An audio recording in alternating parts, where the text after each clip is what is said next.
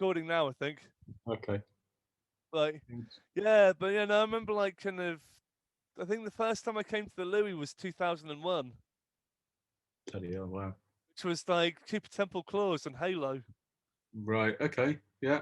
That was like, I can remember when, yeah, when you turned up and like you had a really well, you had a very different hairstyle then. It was yeah, like, like, and you just stand there and not speak to anybody. And I think it was like me and John Berridge that would come up and say, "You all right? You all right? All right? You doing okay?" And he used to just stand there and not say anything to anybody. And it's like, okay, yeah, it's just Jeff. Leave him alone. He's fine. I think that's. I think it's He partly. Because wants to. I think sometimes it was partly because I was too anxious, and Yeah, actually, no, get it. you Completely know, get it. and it was like as if because the people would look at me and they'd see me as this being slightly big, slightly imposing guy because I was shaven headed as well, and so like, and the reason why I shaved my head was because of, especially in my late teenage years, I got bullied a lot from like secondary school. Right. Big, so being like big, like kind of slightly clumsy, Yeah. kind of like kind of outsider who didn't really know how to like relate to people very well, but knew Mm. that I always felt safe at gigs. Yeah. And It's mad, isn't it, to think that a lot of people tend, like I remember, people kind of think that like if you go to gigs, it's like, oh, it's gonna be all, it's gonna be rough, it's gonna be fights, and it's like the whole time we've been here, I think the we've never ever had any trouble at all. It's always been, we've always tried to, as we've always tried to sort of create a safe environment for everybody, and we've got like a zero tolerance level and stuff like that, which, and we were doing that way before it was even kind of like a PC thing to do. I yeah, think, not just us. I'm talking about most music venues. I think, we're kind of like that, like a safe space for, think how you are, what you look like, as long as you behave yourself yeah, and had a good time. That's it, isn't it? It's not hard. It's like, it's so true.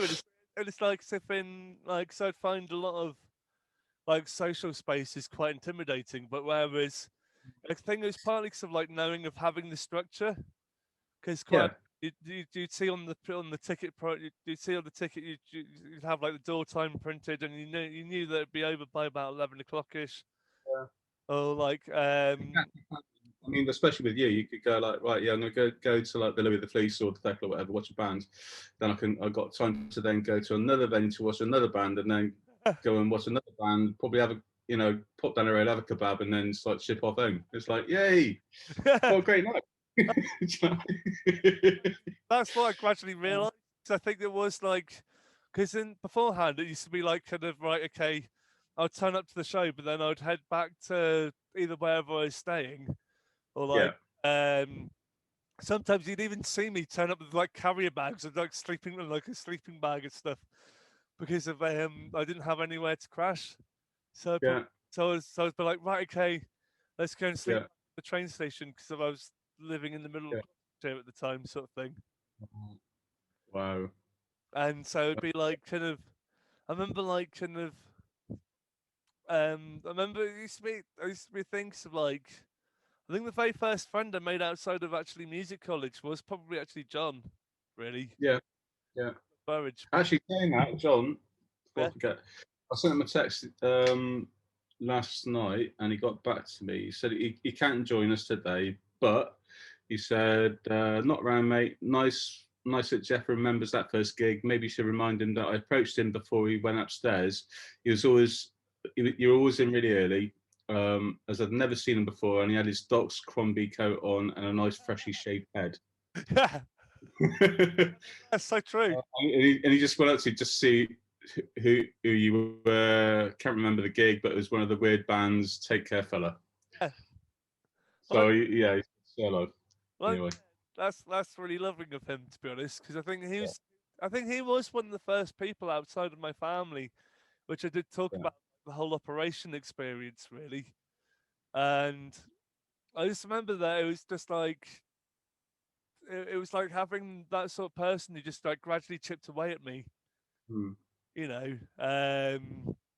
It's of like some people, obviously, a lot of people who see me now, they see me as this fully fledged, kind of like big, slightly larger than life kind of character. But actually, the kind of reality is that sometimes it took me a long time to get anywhere near here. I know, Jeff. It took a very long time, mate. Yeah, But yeah, I mean, in a way, it'd be kind of be quite interesting to see like if there was a way we could actually get like the old you and then the new you together and just see how you get on and like I mean I can see how much you've changed and mm, um, how much more confident you've become and all that kind of stuff and it's brilliant. It's great to see. I mean the fact that you're doing your art now, which is amazing. All that yeah. everything you're doing is great. I Just mean, crack on. that's Keep doing. yeah, that's been a real help for me actually, being able to find other ways to express myself. Mm. I also have to say thanks for also allowing me up on the stage as well. Anytime. Because yeah, I remember You'll have to get another Kid Carpet gig down soon. You have yeah, to go and join them again. I'll have to get Manic F back on. Get my Yeah. like my black and white face paint. That'd I, be fun. I think I did. So I mean, what have you got any ideas of what gigs you're looking forward to next year, or what bands you want to see? I'm finding that's the thing is that there's probably people which I really want to see. Like there's an Australian band called Banana Gun who like to do like a made a really great kind of psych pop record. But I guess Mm. it's really difficult because it's touching and seeing when we can get some of the international bands back over touring again. Well, especially with Brexit next year. Yeah, exactly. Yeah. But like, Uh, but I mean, I'm really looking forward to seeing people like Katie J. Pearson. yeah. And actually, because I'm really looking forward to that record coming out, and I'm really looking forward to. I mean, like to be honest, I think it's like I think that this time, like with some of the socially distant shows, had maybe make me really reflect on actually how lucky I have been to found Mm. like, in the city sort of thing. Especially Mm. at the moment, some of the stuff coming out of Bristol is just jaw dropping. Yeah. Like, Well, I mean, go just quick, just a quick brain thing. I mean, thinking back to like 2001 when you were there watching like was it keep Keep a temp Temple, and that, and and Halo. then last year we shared a stage at a Green Man. Yeah, You know what I mean?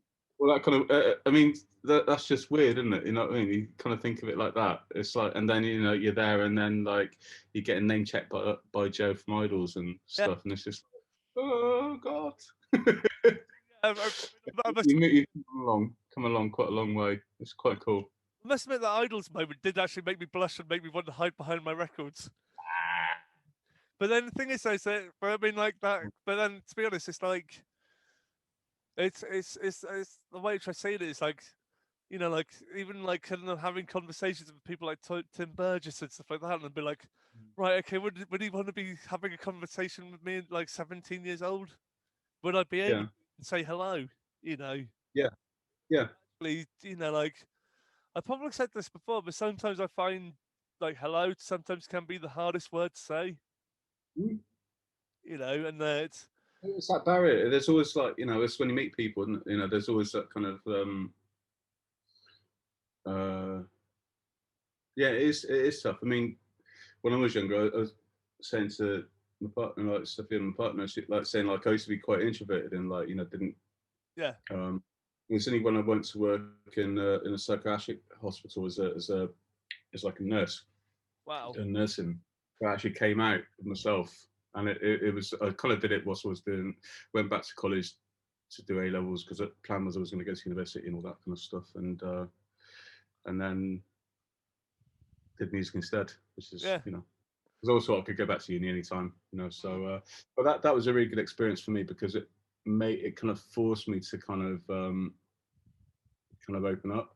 yeah, And I think it's probably the same with you, like going to gigs and then people come up to you and just going, "Hello, Jeff, all right," and then you're having to go, "I bet," and then after a while, you kind of saw that you're, "Hello, yeah, how you doing? Yeah, I'm all right," and that for us was the result. You know what I mean? Like when you just said, "Yeah, I'm okay," it's yeah, like, "Yeah, you're all right to get in? Yeah, yeah, fine, yeah, cool." uh, Right, give us a shout if you need anything, and then we just leave you alone, because like we thought you just wanted to be left alone. So, yeah, um, just seeing development of like you opening up and just kind of that I thought for us that was really really cool. a really cool thing. And sometimes also I find myself just talking to absolutely random strangers. You know, 'cause Brilliant. I, Yeah, but that's I, great. I quite often like kind of find myself, thinking mistakenly thinking that there was someone else, but like kind of like I just like, but I spent like half an hour talking to them about like kind of random bands which I found really exciting, or like Yeah. kind of Yeah, that's cool though. I mean, it's like I think the world needs to be a bit more like that. It's, I mean, Bristol's, for a long time used to be quite sort of introverted and nobody would speak and everybody was a bit too cool for school. It's all about haircuts, and I think now it's more about people are a lot more open. Um, and I don't know. It just feels like a nicer place to be in at the moment. I mean, you still get your idiots, obviously. You get that everywhere, was but I think generally it just feels a lot, a lot kind of more together, and more. people kind of working together a bit more. I'd say definitely it's more supportive is how I found Yeah. it really. As if in, it's like as if a whole new generation of empathy who've been brought up with like kind of maybe like kind of like like kind of obviously shifting in attitudes. Hmm. I've seen attitudes shift like probably the most in the past probably 5 years. Right. You Okay. know, in general, in my own personal experience. So whether that's everyone's experience or like maybe I've just I think you're right. I think it's definitely got I think even with the when we were talking earlier about the COVID thing, and I think even that's probably brought people together in a really odd way. Probably not as close as we should be, but or a bit as understanding as we should be. But I don't know if that's more down to the political system we're in at the moment. Um, it's like chaos is a really good way to hide things. And then, we were talking about like the tier system, and it's like it is a bit of a mess, but it does create chaos, and I think that kind of sits really, really well for the people in power yeah, because then they can hide all the dodgy all, stuff. all the stuff underneath it. Yeah, like we don't talk about Brexit at the moment, and that's just literally like a month away or a month and a half Yeah, away, and it's like, yeah. okay. Well, I think when that kicks in, then it's like we're gonna have it's gonna be double bubble then, isn't it? So well, that's the thing is not that sometimes I just wish for a simpler time when all we had to worry about was the Tories and Brexit, whereas like now it's like the triple bubble sort of thing, and it's been like, okay, I think that yeah. helped, like, because I've definitely noticed that it's also made me face some of my barriers as well, maybe, like, Mm. because I've also like the other thing is that readapting to be slightly different around people as well, because like Yeah. you know how huggy I am, Mm. literally, like, or how huggy I became basically. I Yeah. mean, like, okay, go up to people, I'd say hello to them, and I'd give them a hug. And it's Yeah. like second nature behavior sort of thing. Whereas now it's like not so much give them a hug, but give them the high elbow. And it's like, I bet you, it's yeah. I mean, it's like really old friends, and it's like I've seen some really old friends, and it's like, oh, and you can't, and it's horrible. I mean, that's grim. That's really tough. I mean, that's the thing. It's No. I probably went for about nearly 3 months without a hug, Mm, which for me that's like starvation. right. Especially because I realised that I think for me that I depended so much on them because it was like right, okay, a way of like being able to give love and share love, but also like kind of have safety as well. Yeah, I can remember actually years ago going to I was in Copenhagen, and there were a group. I think they must have been students or something, and they were just like had signs up saying free hugs. Yeah, Come and get a hug. And like the person I was with just went over and had a hug, and then it's like oh, and set them up for the rest of the day. It's like yay, that's great. it I does. think yeah, it doesn't take a lot, does it? No, and I think that, It doesn't cost you either. So but I think also that, but I would also realise that actually, like kind of having stuff like shows on the Louisiana also gave me structure as well. right, So it gave okay, me something, like, because quite often I would struggle, with like sometimes leaving my flat or wherever I was staying, sort of thing. And so it'd be like, right, okay, I've got something to aim for the evening. You know, I've Mm, got to be here like X, Y, Z at a time. Or if I didn't have a ticket, then I'd probably turn up really, really early. yeah. In some cases, like maybe 5 or 6 in the afternoon. Well, if you, I mean, it didn't really matter if you did anyway, because you knew everybody is. So it's just like, oh, just go and hang out, and Yeah, and go and chat with somebody, and it's fine. Yeah, yeah. But then, but it's like as if in I realised that I think like from about the mid 2000s onwards was basically when I realised I could probably go to like more than one show in one night, sort of thing. yeah, yeah, Just because I have different curfews, and yeah. um, I probably did take advantage of that, to be honest with you. Why not? That's what it's there for. I mean, it's like, and again, it's. I mean, I think especially in Bristol, I think we're quite spoiled in the sense that you can do that. You can go and see like two, three bands in a night, and then go to a club or Yeah, something, or you know what I mean. You can do that. I mean, I've done. I mean, probably I don't know if you've done it, but I've like done a night in Bristol and then sort of bombed over to Bath to go to Mole's Club and watch a band over there because they go on a bit later. yeah. And it's like, great, yeah, and it's a proper night out. It's great fun. I did that randomly once where it was like kind of Idols were doing a show in the new Doc Martens right in the centre of Bath. And then literally like can remember pegging it onto a train to go and see a band from New Zealand playing at the Mother's Ruin. And literally Wow, getting there about 5 minutes before they came on stage. wow, Uh, well cool. yeah, no, they were called Yukon Blonde, I think they were called. Yukon Era.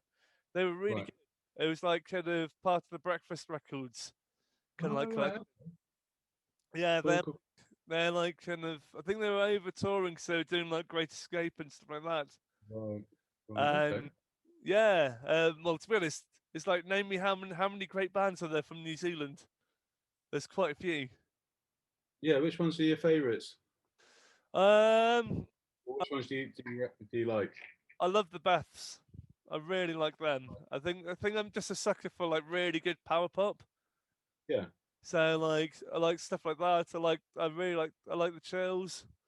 But it seems to be like a phase where different countries around the world just seem to be producing like amazing bands or It's different cities as well. Lots of there's lots of cities that sort of just seem to churn out really good bands.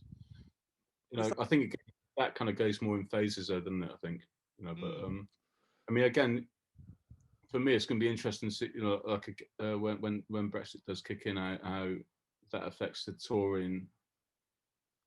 Which bands come over from Europe, or yeah, can actually afford to. I mean, I think one thing we're doing. I don't know if I told you, but we're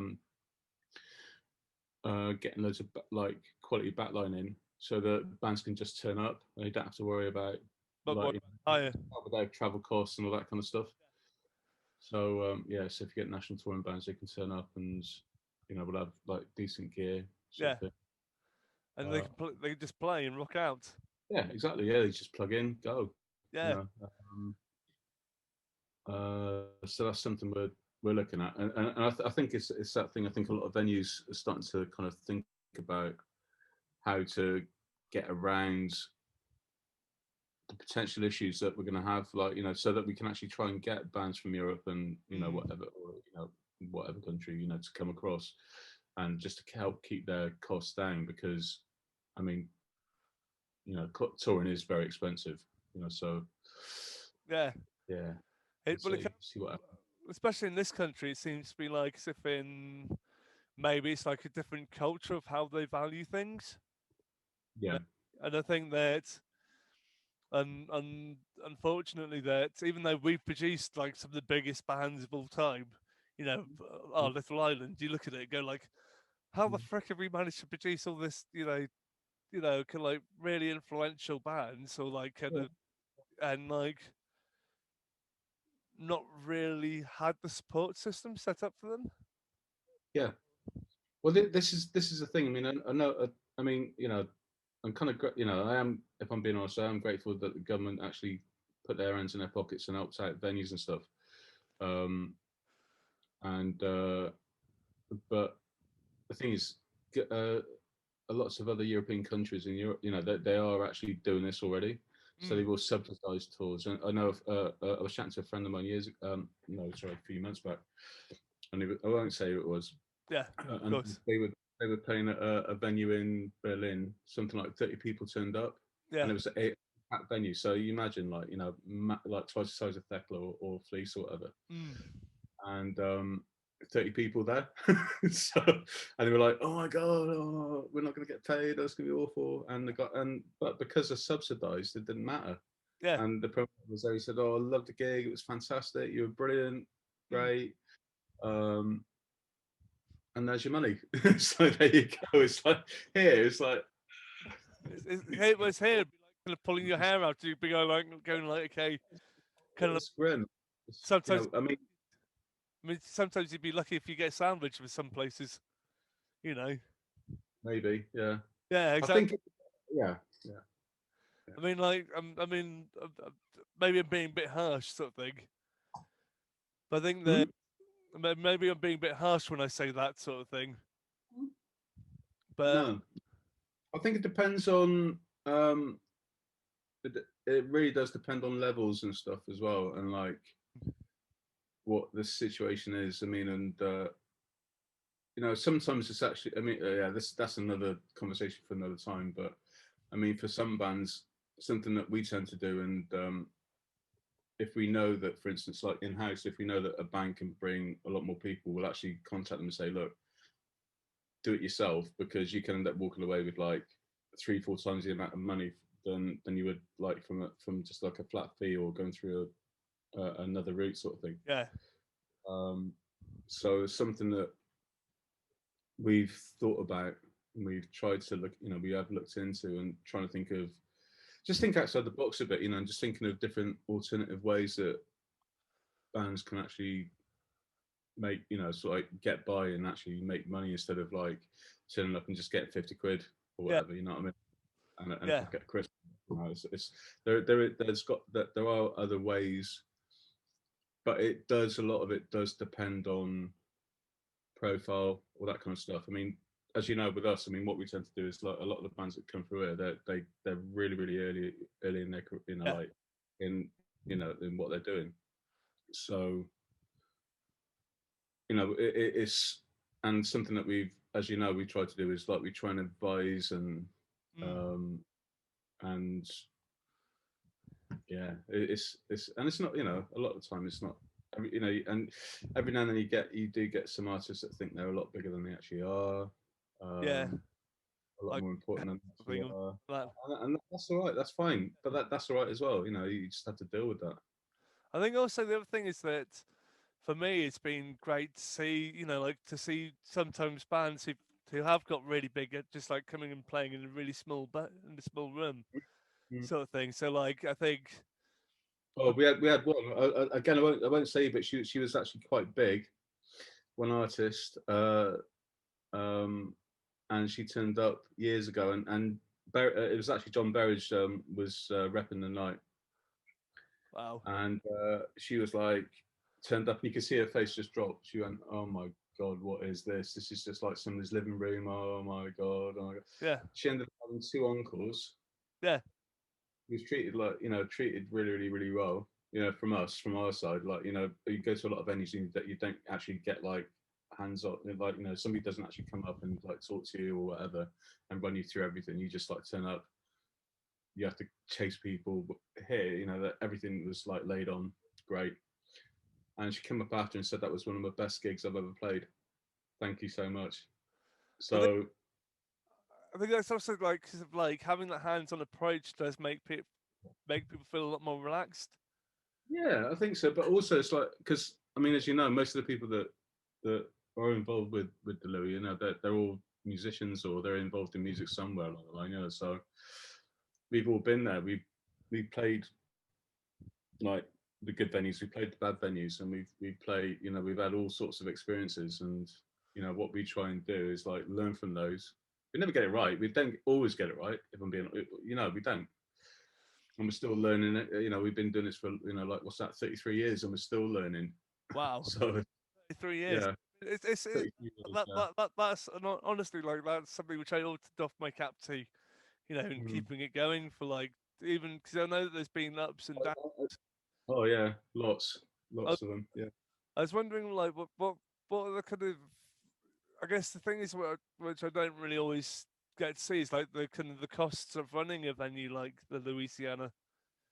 Um, 'Cause I've never really thought about asking you this really. Um. Well, we're in a situation where we don't because we don't own the building, so we have to pay rent. Mm, We're at the moment anyway. We're in a situation where it's a thing called Tide.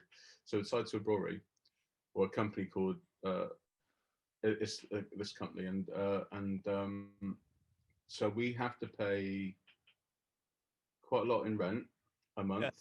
Right, you're looking at like thousands, right? mm, Then you got to pay, on top of that, you got to pay all your insurances. yeah, You got to pay all your running costs. So then obviously your staff, mm, um, all that kind of stuff. So if you think at the moment, I mean, we just had the bar open, no shows, um, socially distanced as well. As yeah, you've seen it. We're taking about a fifth of what we usually would. mm, Um, and without the things like the crowdfunding, and it's not just us. Obviously, this is like lots of other venues out there. They're in the same boat. Um, so yeah, it's a lot. Let's just say it's a lot. I mean, when we had the noise complaints years ago. I mean, I know we've spoken about this before. Um, I mean, we had to set that everything that my parents had worked for. They had to sell their house so that we could actually get that done. We were that close to walking away and going, right, you know what, there's the keys, bye bye, see ya. yeah. And then it would have probably got turned into flats or something.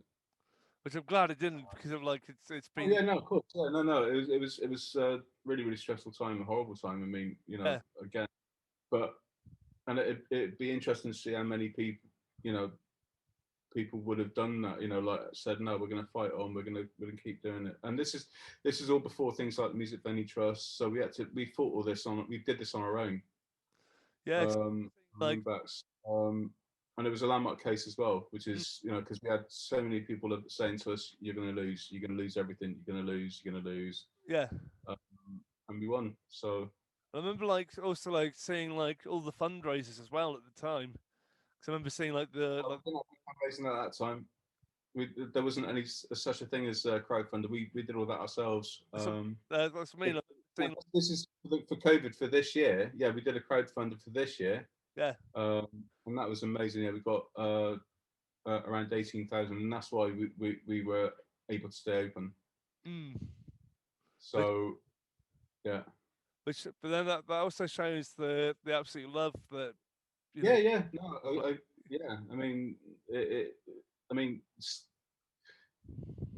completely like blown away by it. We all of us were. I mean, yeah, it's just absolutely insane. I yeah, mean, one person that like I call one of my little trainees, bless him, um, who's gone on and done quite well, set up his own business and done quite well, and they donated a lot of money to us through that fundraiser. And I was like, look, and it was a very humbling experience. I think the whole thing. yeah. I think it's also So like, it's a reminder that how much these spaces are kind of needed as well yeah, for and yeah, like if in I obviously like whenever I go in there, look at the first few times I went in there, obviously I spent loads of time staring at the wall, looking at the posters. yeah, But it's partly because of it was like who he had coming up, and then it was also partly because of like people that he'd had in the past as well. yeah, yeah. And I think that actually that sometimes there's certain levels of certain parts of that history which maybe like I guess taken for granted. Maybe it should like all the Yeah, people. well, well, this is what I mean about the whole Bristol thing again. I said earlier about the fact that I think we are quite spoilt in Bristol, and compared to a lot of other cities where we Mm. do get some amazing things going on. But I think what also separates us from a lot of other cities is that all the venues get on. Yeah. All the people in different venues, they all speak, and like we get like trainees at say at the academy, for instance, that they'll send them young kids down to us, and then we'll train them up, and then Mm. send them back. And then do you know what I mean? We do lots of stuff like that. We do things like if we might get a phone call, oh, we need have you got like a, I don't know, like a drum kit we can use? We've Yeah. got a band aid, no drum kit. Can we, there's, I mean, that's just little things, but there's also the other side of things where we do try and support each other as much as we can, and like we've us exchange and the Fleece have just done just did a fundraiser track Wow. for the Thunderbolt.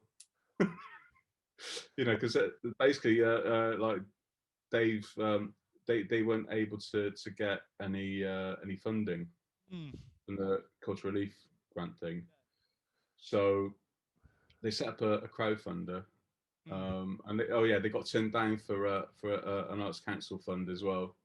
Wow. Um, yeah, which I was quite blown, and yeah, I was quite blown away by that. To be honest, it was like, hang on, they are a proper venue. They're a proper grassroots music venue. It's like you walk in, you Yeah. just got a stage and a Pre- bar, and that's it. That's what it is. Pretty much, to be honest, it's pretty much you could see the entire room by just looking through the window. Pretty, Exactly. Yeah, because it it's was a like, proper. It's as grassroots as you get. yeah, And, yeah, and they didn't get any fund anyway. So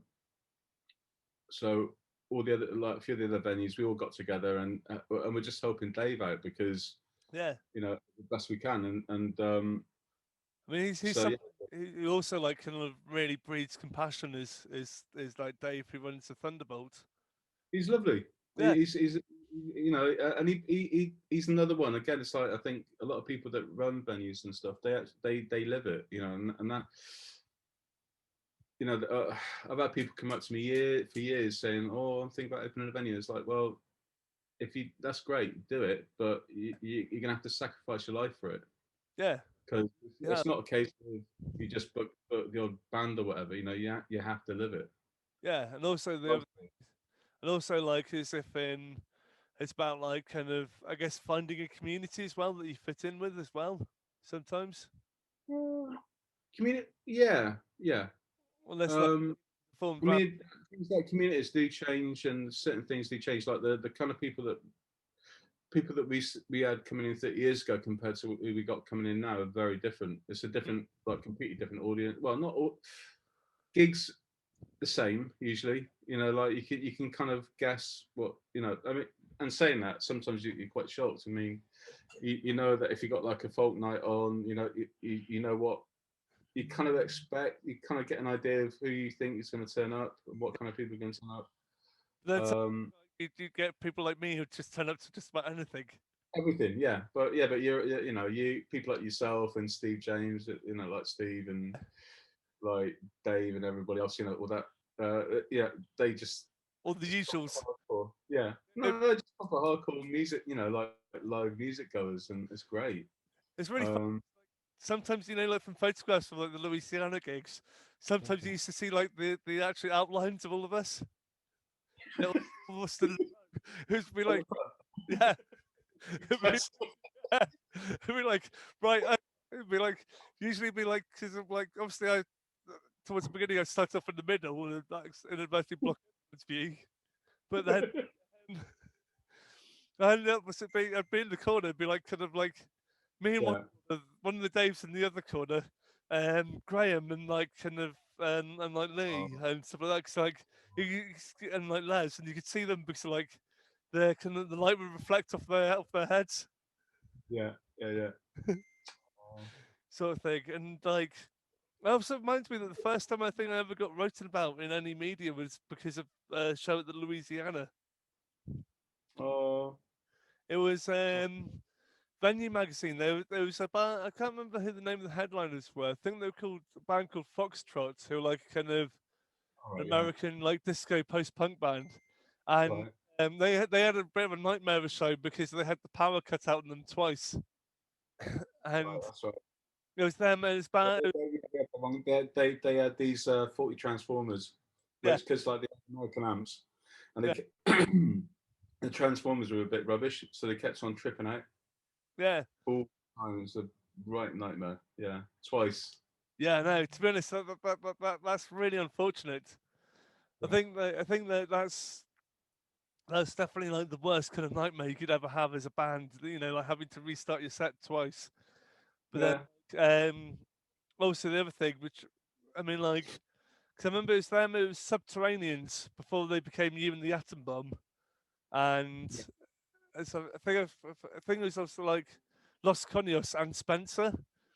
And I Oh remember that dear. because Spencer were like kind of yeah, like Yeah, um, yeah. Very different bands.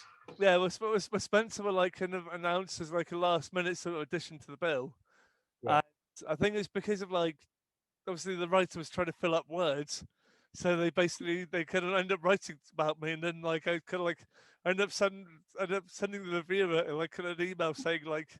The words you wrote about me were really flattering, but you should have been doing your job and focusing on this extra band which I added to the bill.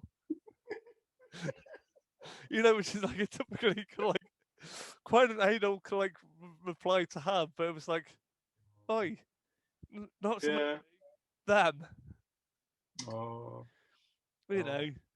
oh. And When I mean, if do you know if any festivals are happening next year that you're going to work on, or you're going to be I, at? I think it's a bit early to know. I think. I mean, I think everything's. I mean, like to be honest, I think everything's a little bit on hold at the moment. Yeah, So I haven't really spoken to any of the people from like Green Man or like End of the Road or Primavera Sound or any of those folks yet, because I think that it's all a bit like, yeah, it's all so up in the air, really. yeah. I mean, it's amazing how I managed to get that Green Man gig. To be honest, I've been DJing for like 5 years. Yeah, but I mean, he did a great job. It was fantastic.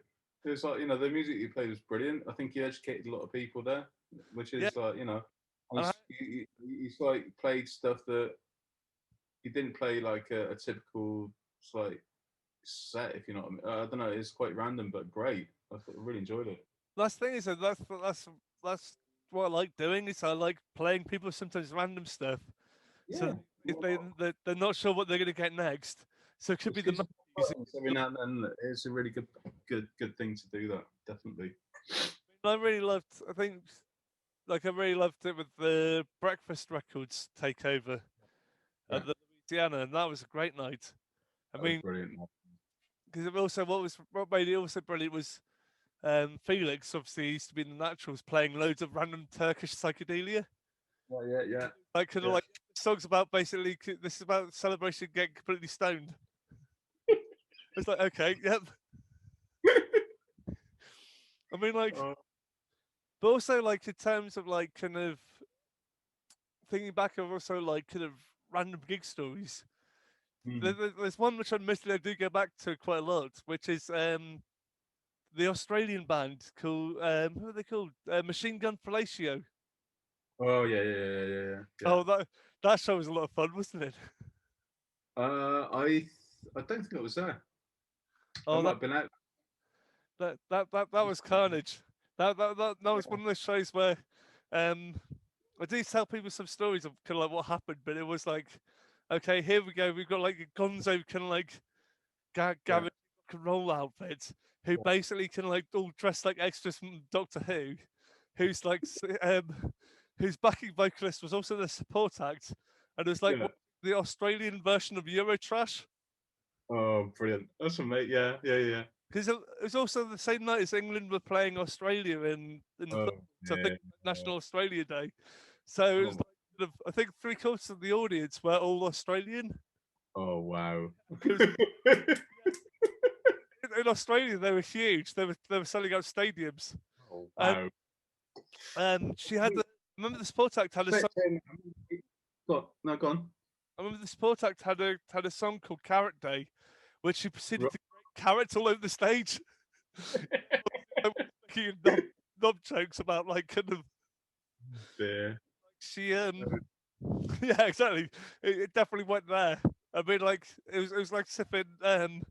She also did a song called She also tried to fart the tune to Over the Rainbow. You know, like and like well, I've seen this my badass costume. It's like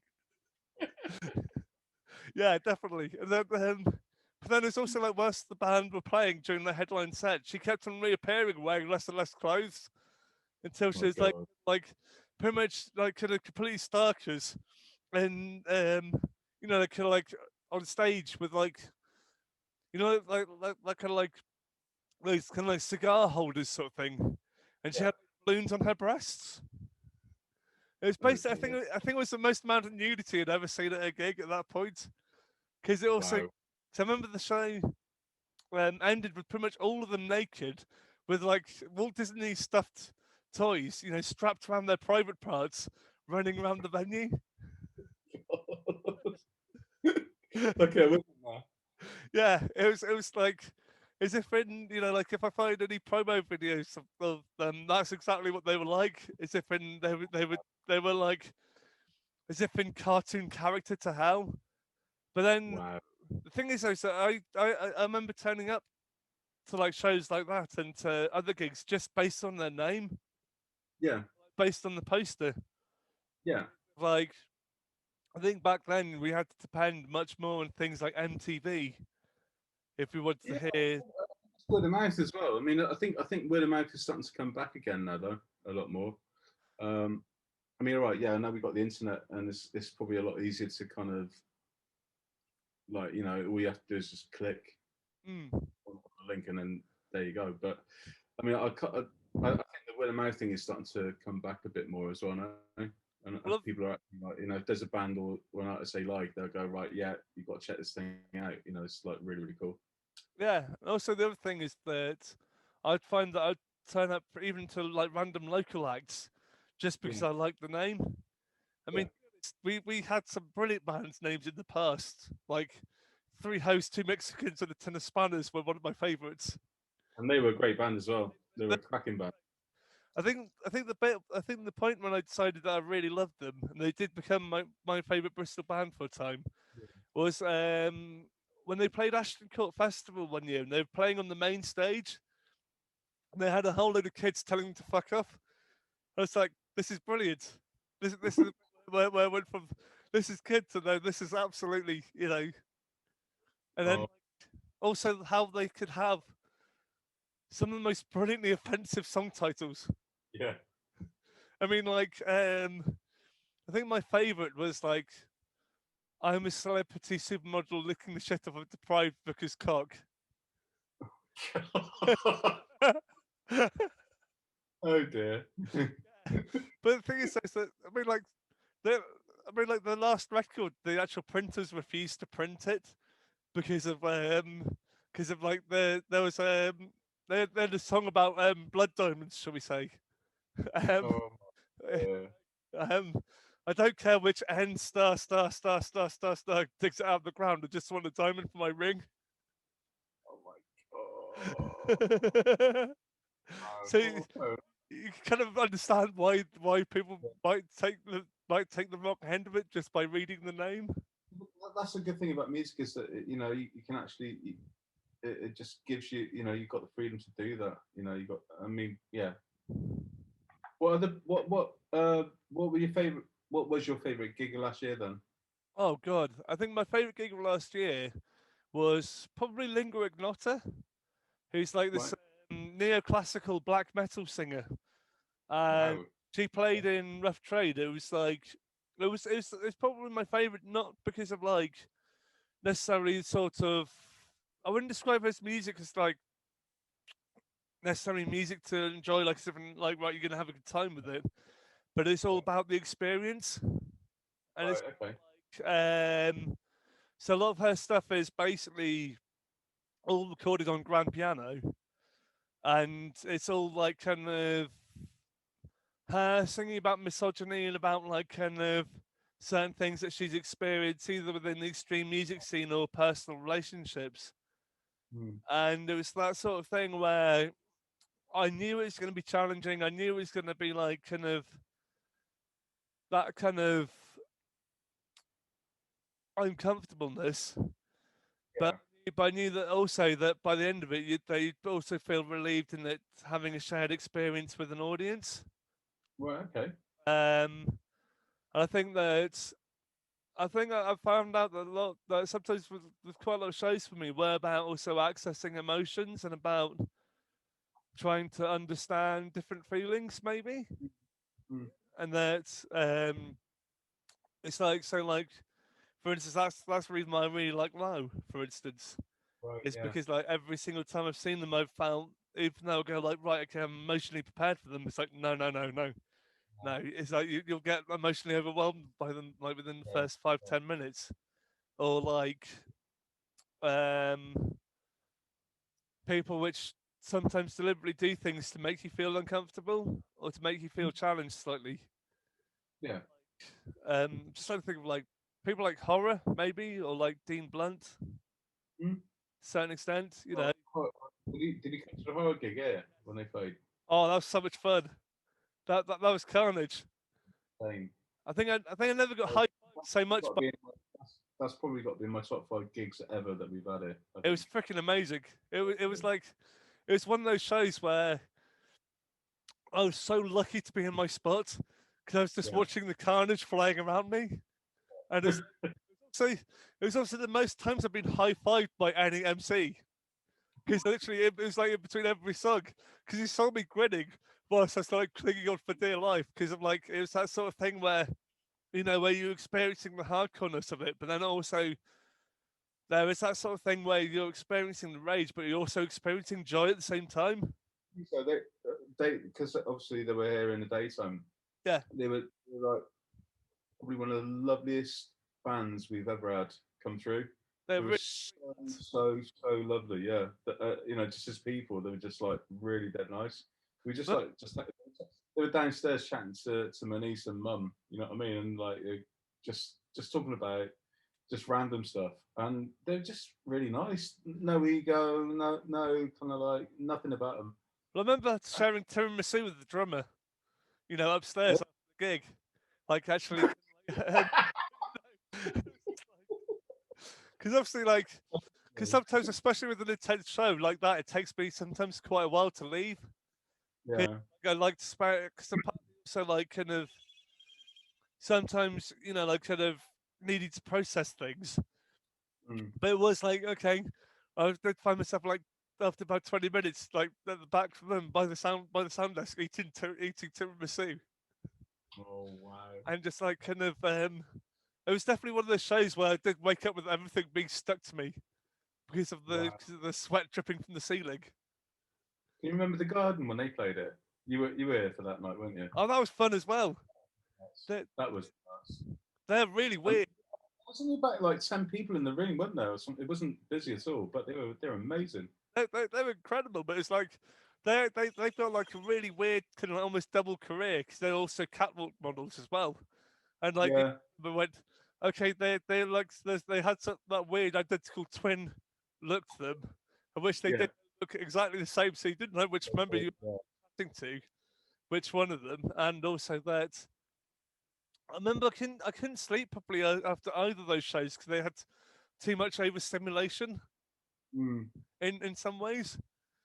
Like kind of um like obviously with the horror gig, it took me about 3 hours to sometimes to regain proper breathing. I think, and well, I right. think well, if you think about it, it's like if I did find myself laughing right until the next morning, Yeah, just because also it's like how often do you get like a rapper in a wedding dress, sprayed blue wedding dress with like a Batman logo, and like wearing a neck brace and just like kind of who literally every single song was like, this guy's smiling, I'm gonna high five him.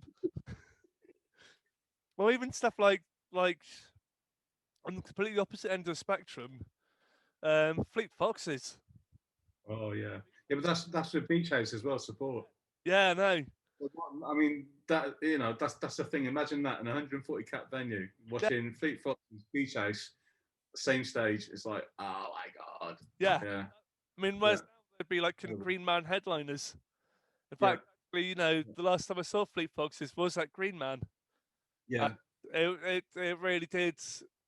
You know, because they played a lot of stuff from their first album, Mm. that Green Man, and like I was just like, wow, okay, it definitely brought back, you know, brought a tear to my eye, and actually kind of, I think that was that was definitely one of those moments where it was a bit like pinch me. It's a bit Mm. like, okay, you had Beach House come on, and Mm. no one really, apart from Yeah. people who were involved with Sub Pop, really knew anything about Beach House at the Yeah. time.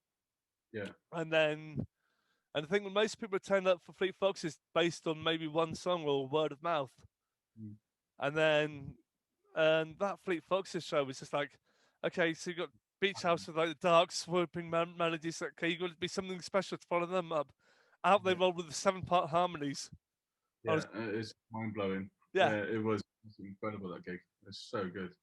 I mean, there's been a few. I mean, like, did you come to the Jose Gonzalez one? no, I didn't make that one. I think that's the thing is that it's like, you know, like I'll have my fun memories of stuff like Scissor Sisters. Oh yeah, brilliant. That was, Yeah, yeah, that's another, they're absolutely beautiful people. yeah, So we actually became friends with them because they played there 3, 4 times. yeah, they did. And they're just genuinely, again, just genuinely no ego, just really, really nice people, like genuinely nice people. I remember them being really sweet. Actually, I remember them Yeah, being they're really kind good. of case of. I mean, look, they must have played there about 3 times in 6 months. Well, between 3 and 4 times we had them, I think. Yeah. Yeah, I think the first time they played, they actually supported they even though I think they were in like top 20. yeah, They supported a Bristol band. I think it was Bobby's Lot, yeah, uh, Drive, I think, which is weird. You know, it's like Fortune Drive and yeah. them. I know. Um, and then we just ended up hanging out with them all night, and just like they were just so nice. And Johnny Burridge would have been here then as well. And then I remember I think this time they sold out, and then the third time they played here, we had to walk them to the stage. We had to. It's the only time ever we've ever had to get like not like with security or anything like that, but it's like we had to stop them from being like people were actually trying to like touch them and like it's like wow, this is really weird. yeah, And this because time Bristol, they're playing at the Colston, there's like sold out gig at sorry, Bristol Beacon. yeah, Beacon. I've got to teach myself to say Beacon now. Yeah, Actually, I think yeah, I need to remember. Yeah, I think but it's I think the thing is though is that, but then to be honest, it's such a recent change that it's going to be instinctive for a lot of people to say yeah, but Colson. it's like it's a really bad name, and we shouldn't really be using it, should we? So Yeah, I I don't like mean, it. yeah, but I mean, I remember that show because I remember like obviously just seeing the entire room basically exploding into disco dancing because Yeah. that first record was freaking great. Oh, that's great. Grand. Did you see Confidence Man when they played? Yep. Of course, I was there for Dr. Dot. I mean, Dot to dot. That was so good. That it, was so good. Oh, it's basically great. it's like what would happen if Scissor Sisters met Soulwax. It's all like it's like, yep, okay, this is exactly what you know. But the thing is, you must look at also like some of the bands when you've had people like Muse and stuff like that come and playing in your venue. They had a residency here for 6 months. Wow. Um, Again, they're really, really, really cool. Trying to think of yeah, Kings of Leon, Color Times. I mean, we can go on about the Amy Winehouses. That was pretty nuts. White Stripes, obviously, and when White Stripes played, they had Peaches support, which Wow. is pretty. Jesus Christ. Yeah, that's I pretty mean, cool. also Uh, extremes as well. There's different like contrasts of like different styles of performance. yeah, they actually came in because they played on a Saturday night. They came in for Sunday roast Yeah. the next day, and they were just like, yeah. So they were sat down, and Dad like went over and started chatting to them, and like just drink it. Yeah, they're just having a drink and just really cool. Yeah, loads of stories, Yeah. loads of stuff like that. Yeah, And I think that's been very lucky. I mean, we've had when Florence and the Machine played there, I think they just didn't want to leave. They were just like downstairs chatting to Dad all night, and just yeah, I mean, to be honest, like I was at that Florence and Machine gig because I yeah, remember the XX were supporting at that show. Yeah, yeah, It's just like, wow. It's like, but it's like you look at that. I've always found it like kind of a really good like testing place, really. yeah, Um, and sometimes I've come to shows, literally with no expectation. mm. Sometimes I've either walked out either going, "That's amazing," or "That was not very like kind of like Yeah, terrible." yeah, yeah. I mean, well, that's the thing. It's like I think after a while, you kind of you do get a pretty good sort of sixth sense of like if a band's going to do certain things, you know what I mean? It's like you can usually tell. Yeah, Um, and we've been quite lucky that a lot of the ones that we have come through that have gone on and they have gone on and done stupidly well. Like like you said earlier, they're either headlining Glastonbury like Coldplay's and yeah, Muses and stuff. It's like Kings of Leon's and it's like fold stuff like that sort of thing. yeah, yeah, yeah. 'Cause I was, It's just it is really weird. Like or I mean the classic ones are like when you got the likes of the National or yeah, Stereophonics playing to like 10 people. mm. You know, it's it's or like, insane. like, Think that, it's or like, like it's also which said one? like now we could obviously look at idols and go like, right, I Well, saw them play yeah. to like 5 people or like 4 people. No, no. In all fairness, but I mean, I Yeah, think all the Bristol shows they always did all right. I think. yeah, Um, but generally they did. but, Apart from there was but I one. mean, like, but the fact they're number one. I mean, Chase would be on a bar. I mean, it's insane. It's No, like it's brilliant. I'm so proud of them though. I mean, Really. I think Dev's one of the only people which I've actually hugged since the lockdown. Like I've hugged about like 5, maybe 6 people. I mean, Yeah, so I've had to hug my mum because come on, like you got to hug. If you're gonna hug someone, it's got to be either your mum or your dad. yeah, yeah. I've hugged, Oh, yeah, like literally Dev and maybe like maybe a couple of other people, sort of thing. Like yeah. maybe one of the gig bubbles, just like sneakily, sort of thing. Just 'cause, but yeah, Dev was literally like, right, come on, you got to have a hug. I'm like, okay. Oh, bless. I think Oh, I think that the rate of I'm growing my beard, I could almost compete with him for beardage. good. Yeah, I think that's what you should do. Is just like do a beard off with Yeah, Dev, so you can get the longest beard. yeah, we can get me, Dev, my friend Simon, who's from Edinburgh, who's like Yeah, Scottish version of me. brilliant. It's like so many times when I bumped into him at random festivals or at like kind of like at End of the Road or Green Man. Yeah, And like I think the funniest time I bumped into him was I went to Nick Cave at the O2 Arena. right. And I know that I've probably told this a few times because of like I've got a friend who's in the British Sea Power obsessive fan base basically, who's Yeah. like really, really well off, and he was like, right, I've got a spare ticket in this corporate box. You don't have to pay for it. I'll pay for all your transport. I'll make sure you Wow. get looked after. So I'll pay for everything basically. And we could have got there, but it's because I'm not used to necessarily very big venues, so it took me about 45 minutes just to calm down, just so I go, like, oh my freaking god, because like we were Yeah, up high as well, and it was a really amazing view of the stage, and like we could like kind of obviously they had big screens, and the sound was amazing because it's Nick Cave, yeah, and it was like kind of 3 hours of amazingly intense music. yeah. No, I saw him a few times, and he's incredible. Yeah. But then I looked up and I saw this ginger beard overhanging the seat above me. I was like, "Oh look, it's Simon! Look, it's you!" It's just like we just were like could both like grinning and pointing at each other. Oh, that's so lush.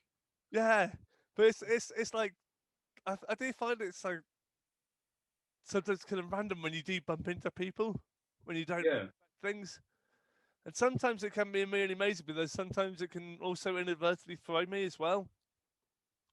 What? How so?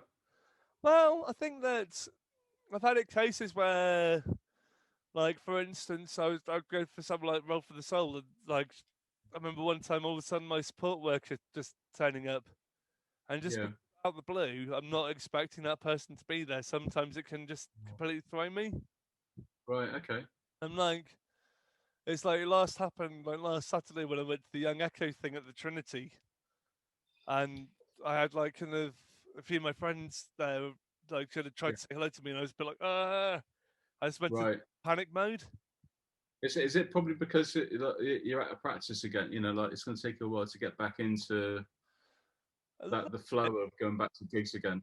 You a know what I little mean? bit, but then sometimes it's just naturally if I'm not feeling in a great space anyway. Okay. Like I noticed that if I'm not feeling my best, like my conversation becomes like a lot more juddery. But then also I don't really make eye contact with people, Yeah. and I think that's partly because of, I mean, whether that's to do with fear or some sort of like anxiety related Yeah, thing, or it's like yeah, it's anxiety. Yeah, probably. Yeah, something you like know, that. like. Because that's the thing is, I've found that probably even took me a long time to even be able to look you and John Burridge in the eye because I remember. Yeah, but the thing is, I think the people. I mean, it didn't bother us at all. That's the thing. You know, it's like, well, chef, he's fine as long as he's safe and he's fine. Don't care. yeah, You know what I mean? You know, it's not. I think the people that take it personally, they're the ones that have got the issue. Do you know what I mean? exactly, It shouldn't really matter. You know, like it's about sort of mutual understanding and just like just trying to be. There has to be a certain amount of tolerance as well. I think with some people just do if they're out of their kind of sort of comfort zone, they do find it slightly difficult. I do as well. I've actually done the same thing. I remember going to a gig at the Alfini once, and it was just like, and I really did feel really out of place and really awkward, and I just didn't. It was horrible. I hated it. I mean, I ended up leaving. I watched the one of the supports. I didn't even stay for the main band. I just had to walk out and just I mean, like, nah, I can't do it. I mean, to be honest, then to be honest, sometimes that's the odd that maybe that is either due to the venue. Because Hmm. sometimes I find it. Um, I mean, I'm no, not. for me, it's not really the venue. It's more about the people. I think sometimes if I go to a show and it's like you do get the odd one where it's like full of haircuts, for instance, and it's like everybody just trying to like be uber cool, and it's like just trying too hard, and you go, well, yeah, but I know I've seen you on your own and or with a couple of people, and you're lovely, Mm, and you're kind of acting really kind of out of character now, and it's just like it's just really odd. You know what I mean? It's quite an odd thing. And I think that's what kind of throws me sometimes is that kind of when people are trying to be something that they're actually not. yeah, I've So, actually, but I've actually criticised bands for that as well. yeah. No, yeah. You're right. I mean, There's a like, lot of that. oh god, yeah, Jesus Christ. I mean, like, to be honest, like, there was one show at the Louisiana which nearly did get me trouble because I did remember getting banned from DHP, kind of and Right, shows sort of thing. right. Uh, Okay. which was it was a band called Palladium, and they were truly awful. They were honestly one Right. of the worst bands I've ever seen. Yeah. Um, and what it was is that they were like kind of like trying to be one of these Prince rip-off acts sort of thing with like but without any songs and without any like kind of like they were like kind of a session band sort of thing. And I just found myself like this might be when I was slightly arrogant and Mm, probably going out too much sort of thing. mm, mm. Um, but I found myself inadvertently because there's about 6 people in the venue, so this probably won't cover me in any glory. Um, doing impersonations of like the guitarist's kind of gurning because I couldn't help but laugh because like whilst doing wanking signs and then Who? exactly Thing, though, yeah, but it's like, if you're, I mean, you're allowed to have an opinion. yeah, The thing is, if you're a musician or whatever, or if you're going to go out and like perform, you're going to get criticism, and sometimes you kind of need that criticism. You need to be yeah, kind of like told, like, look, that's not that great. yeah, It's the only way you're going to learn, going back to what we were saying earlier, it's like I'd say 99% of the bands we get come through that they're genuinely really really nice, even if they're not like like you might not like their music, yeah. they're just great people, and you get the odd one that you just think why? What's your, what's your deal? What's all that about? It's like, you're playing. We had one band. Again, I'm not going to say who, but they turned up. That I think they were kind of used to playing bigger venues. Mm. Um, and again, I think it was Berridge working that night. I was looking after the show, and this one, and they were going around being a real pain all night. They were being a real pain, and John went up to them, and he said, "Look, I think it was the only time I've probably seen John actually snap at a Yeah. band." Wow. And he just went, "You're playing 140 cap venue. Yeah. What do you expect? It's like, and you're not playing like like a 2,000 cap venue or anything like that. Who do you think you are? Yeah. Rein it in." And he just walked away, and the guy was like, "Ah." But yeah, sometimes you just need to be, like, Need that kind of like in a way which like kind of like firm constructive criticism. I must admit that also didn't help me. That yeah, also writing a tour journal for like a national paper as well. right. Their memory of that gig was basically me standing there doing Gurning impersonations while I was doing wanking signs. Oh dear.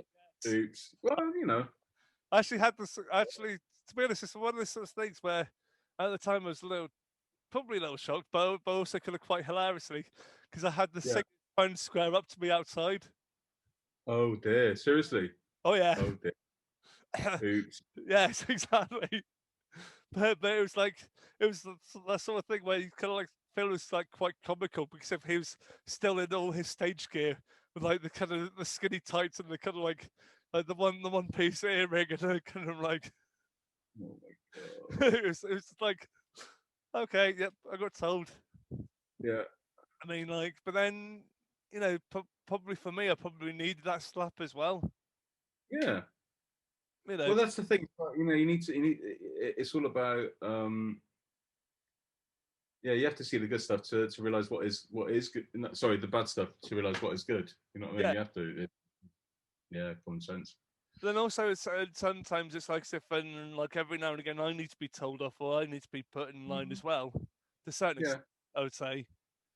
Which is probably, which also, because of like having that, the occasional little slaps, it'd be like, right, okay, that's probably Yeah.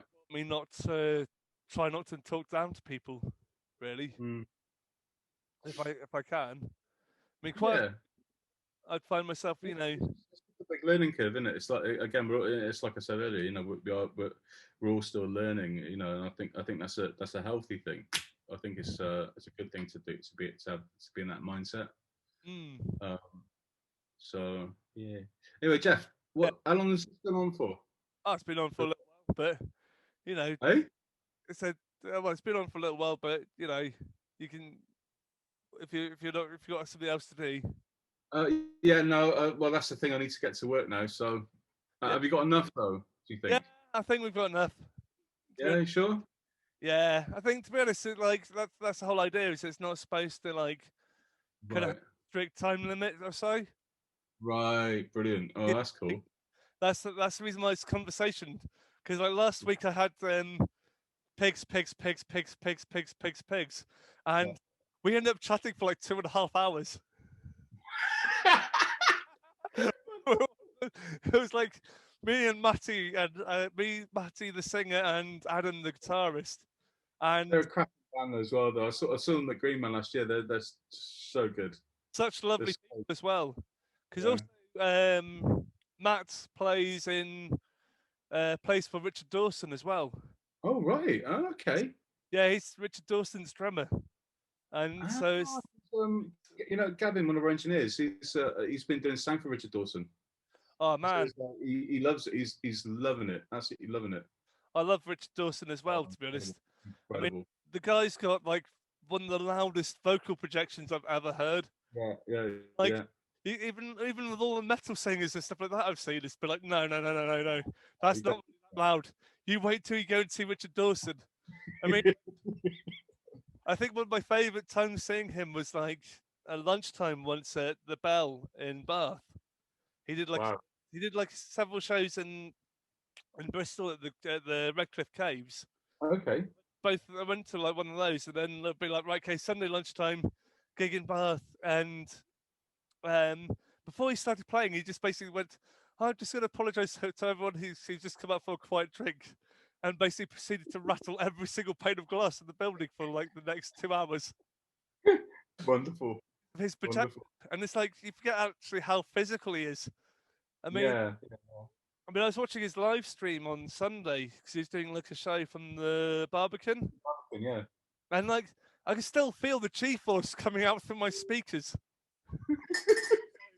because it was just like, yeah, because that he's got like a strange magnetism which I can't explain. Yeah, yeah. He played, I just love everything. I love everything he does. I think yeah. he's just like really up there. But also, I remember seeing him play Green Man once, on the Walled Garden stage, and he literally had everyone headbanging to an acoustic guitar. You know, Wow. like people like in Bristol, like Oxygen Thief, going, "Oh yeah, the acoustic mosh pits." Like, no, no, no, no. Go and watch Richard Dawson because like Yeah. he plays this like really beautifully fractured guitar, but through an overly distorted amp. Wow. Wow. Yeah, So cool. That's so cool. Oh. yeah. Luckily today's not going to be quite as epic as that Pigs one was. 2.5 hours. I Well, think we've done all right. I think we're on about hour and 20, so we've done okay. that's the thing is, I think that like we're not quite Kate Stables like yet either, because that one. No. Well, to be honest, I had to re-record that one because I forgot to like kind of know how to put the record on, and like so like the first conversation was like 3.5 hours. Wow. Like Wow. it's like 2 hours 10 minutes. So if you put them Wow. both together, it would probably be as long as one of the feature length Lord of the Rings films with all the extras. What, the extended version? Exactly. And it's like Oh, two nerds just talking about music and talking about like kind of about characters that we love, like yeah. because obviously they've just released a new record and they had Joff, who used to be the drummer for Bucky, has done all the Right. artwork for them. Oh, right. Okay. Yeah, Brilliant. I know, man. But yeah, I actually saw Joff this morning because like he was on the Zoom thing Right. Okay. because he's who I've been making the films with. I've Ah, right, okay. I've got so much time for him, to be honest. Oh, no, he's yeah, incredible player as well. Lovely, lovely lad. Yeah, Really, really nice. he's like one of those characters which you can never forget. I think No, but he's just again, it's just yeah, just yeah, so much joy to people. But also, yeah. he had his first graphic novel turned into a film as well, which Wow, that's amazing. yeah, Simon Bird from the In-Betweeners kind of directed it. It was Days of the Bagnalled Summer, and then Okay, Nick right, Cave's son playing the main character, who was based on who I know because like partly because Joff uses real life people as character studies, based right, okay. on Wow, Alex. Jeff. Sorry, mate. I really need to crack on. Thank you for your I've time, got Nick. lots of work to do. Uh, Catch up on. You take care. Yeah. and thank you so much, Meg. And I'll probably see you All right. maybe in the next week or so.